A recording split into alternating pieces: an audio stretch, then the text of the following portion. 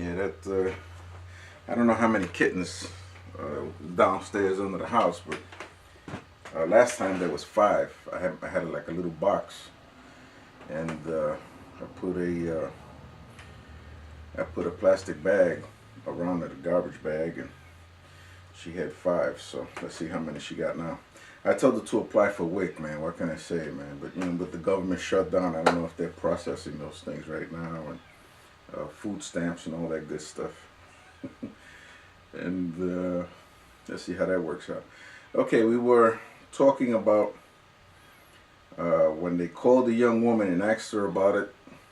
So they called Rebecca and asked her, "Will you go with this man?" "I will go," she said.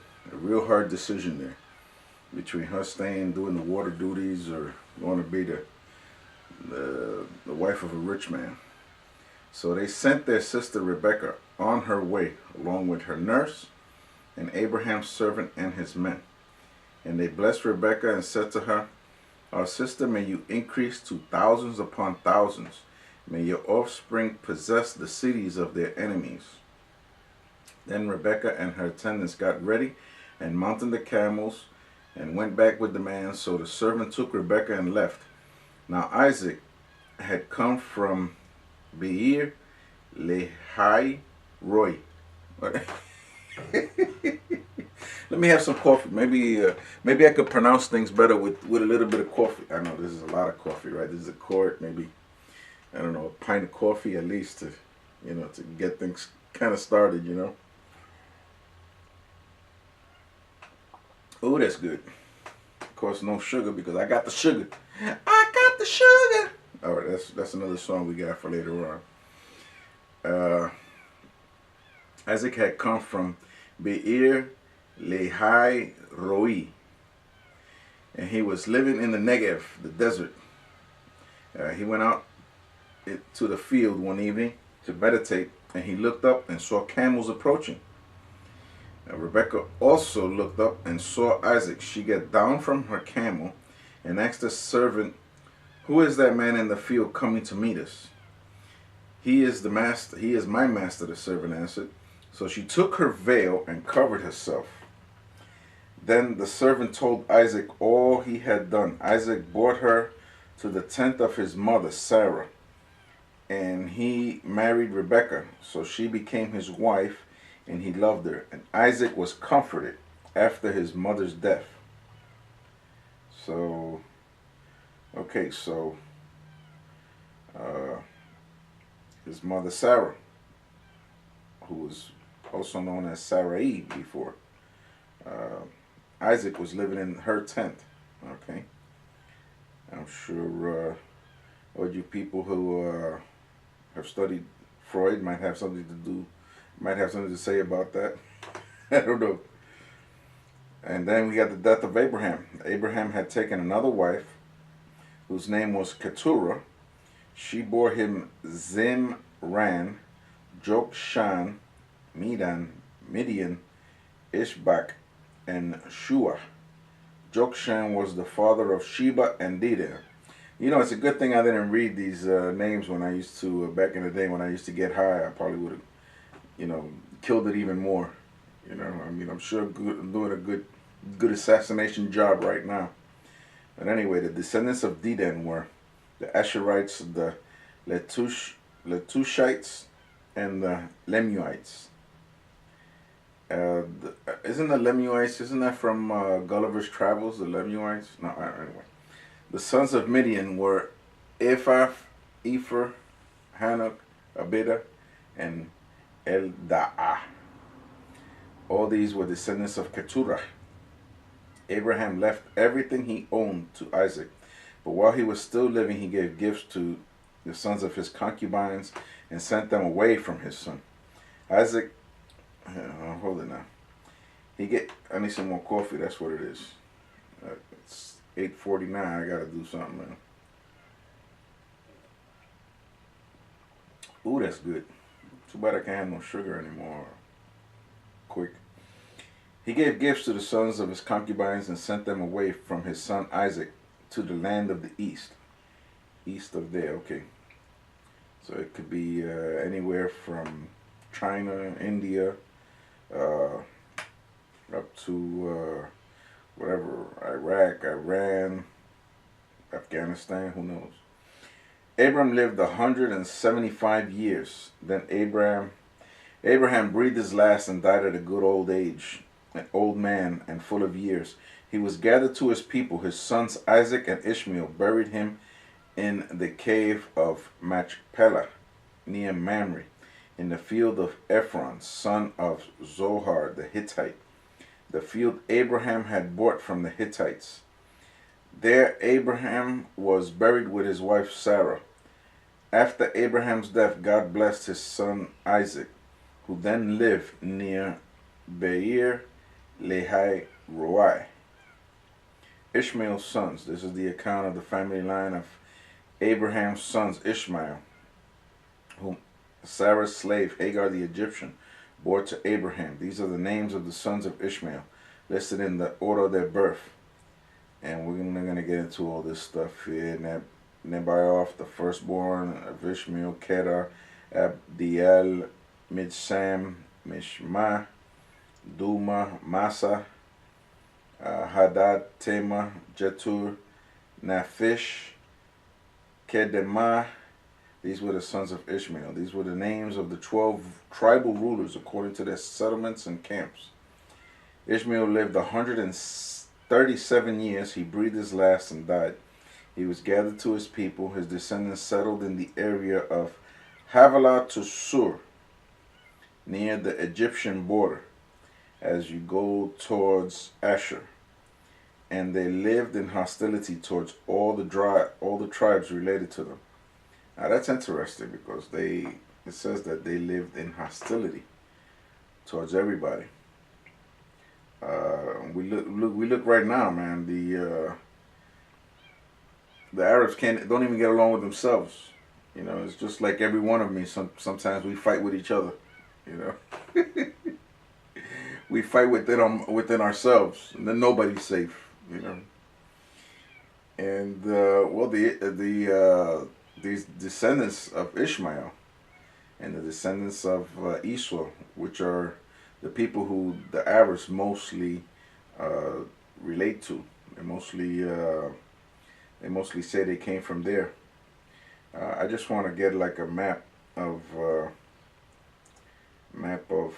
Middle East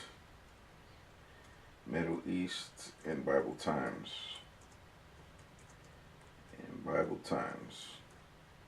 This way we can see exactly what is this area of Havilah to Sur. If we could see that, maybe. Let me see if I can get a good map here. Ooh, that thing looks terrible.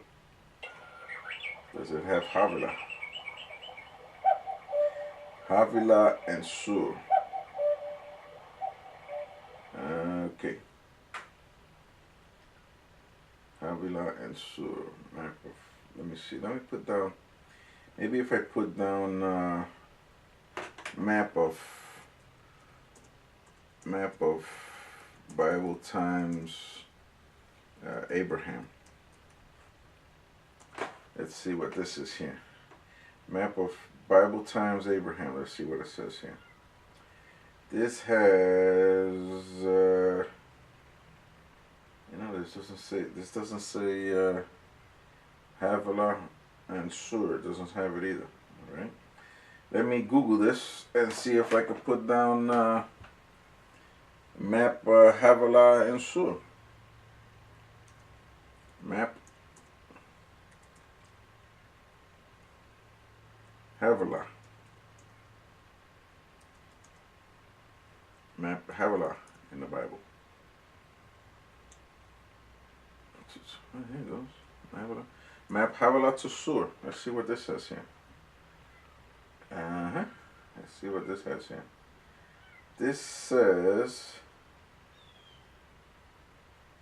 it goes primarily from Jordan.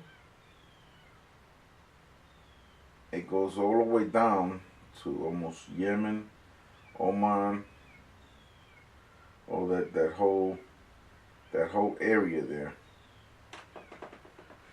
According to this, let me see. Let me see what else it says here. Uh-huh. Let's see here. The territory of Ishmaelites and Amalekites went from Egypt is Shur, so Shur is right there, right next to Egypt, and Havilah goes all the way out to, I do believe, the. It looks like that's where, I guess, the beginning of the Tigris and Euphrates River. Is that correct? Sure looks like it. And this is, yep, it goes out to right there, like where Kuwait is, and that's where the Euphrates River starts. So more or less from the border of Egypt going out to Kuwait. Okay, I've done spent a lot of time on that. Okay, let's talk about Jacob and Esau. This is the account of the family line of Abraham's son, Isaac. Abraham, boy, that little kitty, I don't know if you can hear it, but that, I'm going to go outside and record it, man. He's under the house. Obviously, he's really hungry, you know. I don't know if it could be one, could be six, you know, who knows. Ooh, that coffee's good. And this is the account of the family line of Abraham's son Isaac. Isaac became the father of Isaac. Isaac was 40 years old when he married Rebekah, daughter of Bethuel, the Aramean, from Padan Aram, and sister of Laban the Aramean. I could tell that word is gonna. I'm gonna need some more coffee just to say that word, because that's just the way it is. Ooh, it's almost 9 o'clock. I gotta be going. But anyway, Isaac prayed to the Lord on behalf of his wife because she was childless. The Lord answered his prayer, and his wife Rebekah became pregnant. The babies jostled with each other within her, and she said, "Why is this happening to me?" So she went to inquire of the Lord. It doesn't say who she inquired of, but I guess she just asked the Lord, and the Lord must have talked to her. I don't know if they had prophets back then. Maybe they did. Well, I'm sure they did have Melchizedek around there. Who knows? Maybe they had more. The Lord said to her, "Two nations are in your womb, and two peoples from within you will be separated. One people will be stronger than the other, and the older will serve the younger." When the time came for her to give birth, there were twin boys in her womb. The first to come out was red, and his whole body was like a hairy garment, so they named him Esau. After this, his brother came out with his hand grasping Esau's heel, so he was named Jacob. Isaac was 60 years old when Rebekah gave birth to them. Wow. So hold up now. If he was 60 years old, that means that he got married when he was, what, 40? He was married when he was 40, and he had kids when he was 60? And kind of. Isaac was 40 years old when he married Rebekah, daughter of Bethuel. And then it says Isaac was 60 years old when Rebekah gave birth to them. That's a smart guy, eh? 20 years with his woman before he decided to have kids. That's not a bad idea, man. The boys grew up, and Esau became a skillful hunter, a man of the open country, while Jacob was content to stay home and among the tents. Isaac, who had a taste for wild game, loved Esau, but Rebekah loved Jacob. Once, when Jacob was cooking some stew, Esau came in from the open country famished. He said to Jacob, "Quick, let me have some of that red stew. I'm famished." That is why he was called Edom. Jacob replied, "First, sell me your birthright." "Look, I am about to die," Esau said. "What good is the birthright to me?" But Jacob said, "Swear to me first." So he swore an oath to him, selling his birthright to Jacob. Then Jacob gave Esau some bread and some lentil stew. He ate and drank and then got up and left. So Esau despised his birthright. Whoa. Isaac and Abimelek. And I think we're going to be stopping right around there, because we are just right at the time. This is my 15 minutes of fame over here. It's gone.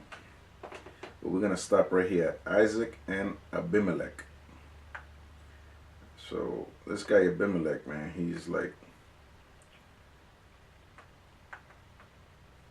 he is like so we see him, I think if it's the same guy, we see him with Abraham. That's the phone. You know you're Puerto Rican when your flip phone has duct tape on it. See the duct tape there? So you know you're Puerto Rican, right? Hello? Oh, how you doing there, Mr. President? Yeah, I'm just getting ready for the day. Yet my first call of the day. What you say? Yeah, man. Yeah, I posted that thing about you know, not allowing you and the Senate, you know, not allowing the Catholics to go over there and see their chaplains over there. What's up with that? I mean, the building's already there. You know, the chaplains are already there. So, you know, what's the story, man? You gonna leave the Catholics without anybody to confess their sins to? Huh? Me? You want the Catholics to call me? No, you don't. You don't want that, man. You know, no, I'm not gonna be there. I'm not gonna go there, man. Yeah, man, get your act together, okay? Okay, take care, Barry. I mean, whatever your name is, Hussein, whatever. Okay, bye bye. What? Oh, the lady in Arizona calling you Hitler? No, man, that's my joke, man. I'm the one that does that Hitler joke, man. Yeah, some people don't like it, but what can I say, man? If you can't joke on Hitler, man, who can you joke on, right? All right, man. Peace out, man. Bye. Okay, amigo, that's all for today. 15 minutes. We're going to see you some other time. Adios, amigo.